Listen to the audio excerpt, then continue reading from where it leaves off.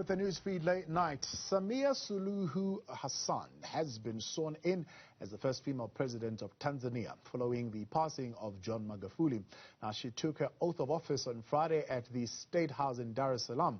Who is she and what type of leadership can we expect from her? Ansbert Ngurumo, a Tanzanian journalist, joins us now to talk to this issue. Ansbert, it's good to have you with us tonight on the newsfeed late night. First and foremost, let's talk about the incoming president and her coming into public office, her rise into public office. Just track that for us. How does she come into the public space? Thank you, Tabo. And thank you for congratulating Tanzania for having a second, second president in one term, and I mean 2 terms of the same regime. But at the same time, we are sorry for losing the sitting president who just passed away last week. Samia Suluhu is our new president now. This is the first female president in our history, and of course, she came to power without planning to be in power. She has been a vice president for the past 5 years, and I don't think she ever thought of becoming president at this time because she never expected she was going to die. So it is by virtue of the Constitution that she's our president now.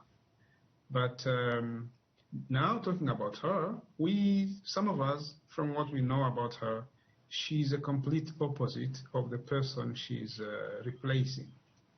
Samia Suluhu is a calm person. She is a calculated leader. She's diplomatic. She's reserved. So we are expecting a lot from her. We are so far giving her benefit of doubt as we look forward to, seeing her doing what she must be doing as president after the official burial of the president. We see a potential better president in Samia Suluhu, to be frank. What would you say is the first job that she needs to address, especially in this time of the pandemic?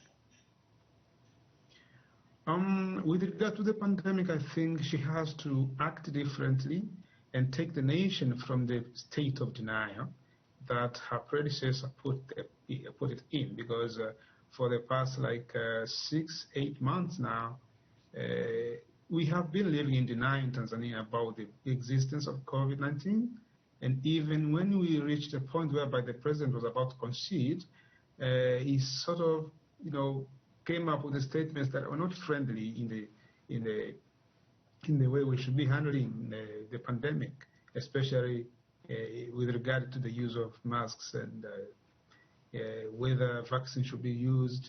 So she needs to set the ball rolling now, and by telling the people and making it as a matter of priority to the nation that we have a pandemic ahead of us and we have to behave. How do you think the legacy of the former president or the late president is going to shape her time in office? For example, I mean, many have said since taking second term, the late President Magufuli dramatically centralized power and pursued an interventionist economic policy agenda. How's that going to affect her, and is she going to move away much, or will be hard-pressed to move away from such a policy approach? Well, Magufuli has been like this for the past 5 years since he came to power. He has been centralizing everything. And that's one of the worst things that has happened in his leadership, because sometimes even when he wanted to mean something positive, but for the mere fact that he was the only person that knew about it, he was the only person that had to be, to authorize someone to do it. He was the hands-on president on everything, even things that had to be done by directors of some, junior positions. So now that he's gone, it is in the best interest of the new president to make sure that she changes course. She has to learn to delegate power. I understand, as a vice president, she was also a victim of Magufuli's bullish leadership. So I don't think she's going to repeat the same mistakes. She has seen what it means to be a brutal, violent, bullish leader. I don't see those elements in Samia's character. she is someone who can easily cooperate, coordinate, and she's sociable. So I think it may take a bit of time before we see the proper, clear signs of difference between the two. But there are things that she has to start immediately, and that's one of them. Shape the leadership that is going to be different from Magufuli and bring smiles on the faces of our assistants and the people. Yeah.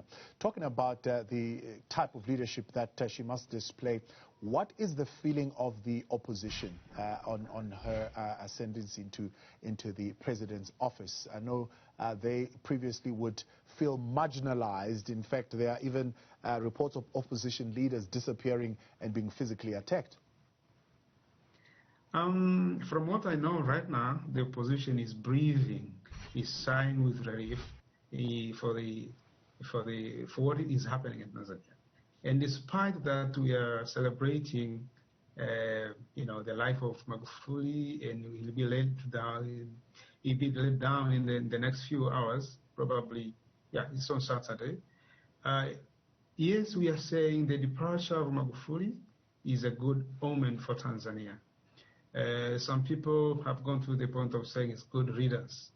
And this is a chance now for the return of active politics and for the expansion of civic rights that have been, have never, in the past 5 years, we had no chance of doing proper politics as we used to.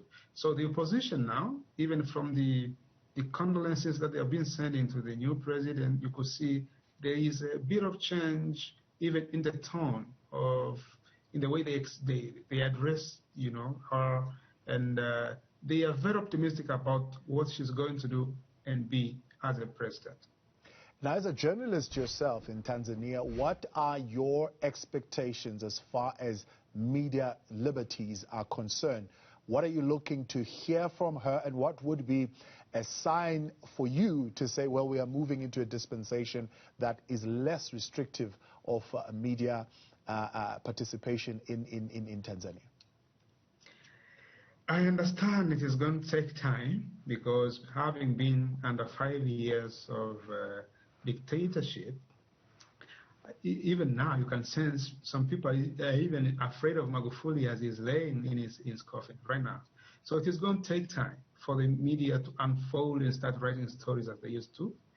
The problem is we need to make sure that some of these repressive laws are either amended or repealed, because even if she says she behaves differently from Magufuli, the same laws that Magufuli has been using against the media do exist right now.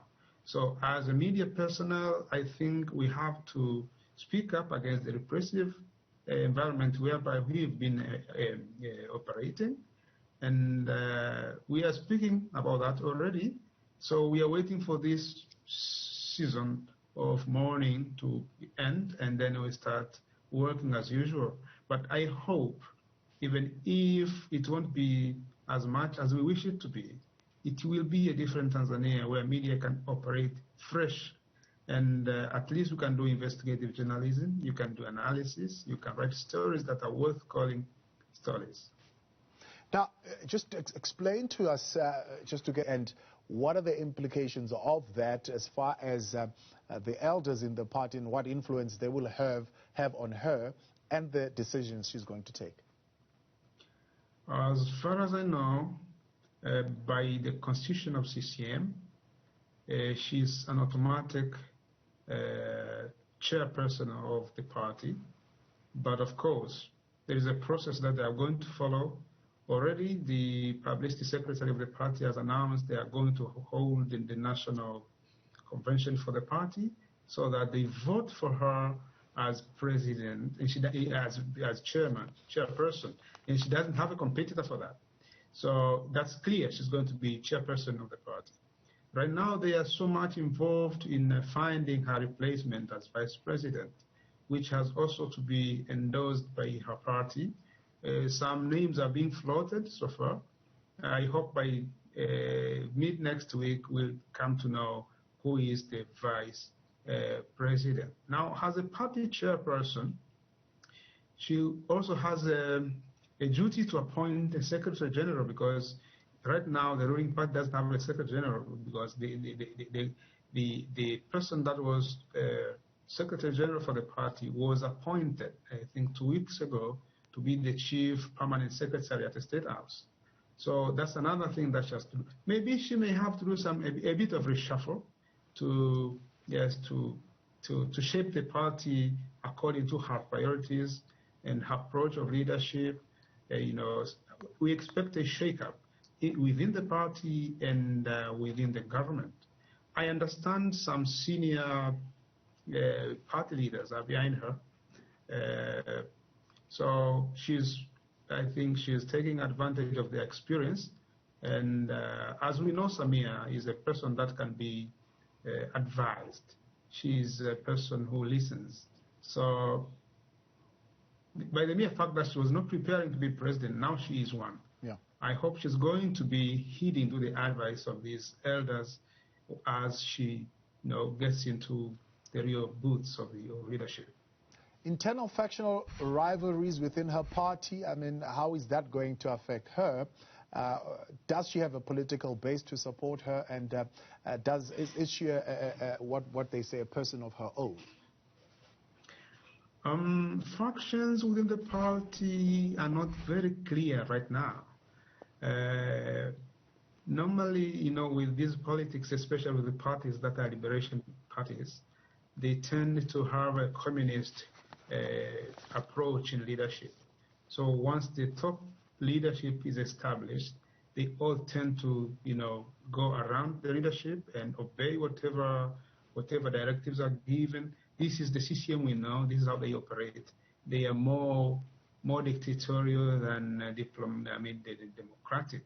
And that, I think that's one thing that keeps them together, but at the same time brings up issues of differences of opinion and even a little mumbling here and there.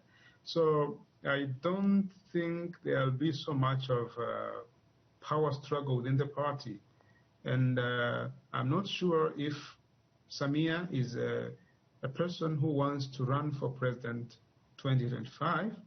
That also determines the kind of leadership she's going to institute in the party and the kind of action she may take for the nation at large. Ansbert, appreciate your time, and thank you very much for sharing that information with us tonight. That's Tanzanian journalist Ansbert Ngurumo there for us on Samia Suluhu, who is taking over as president.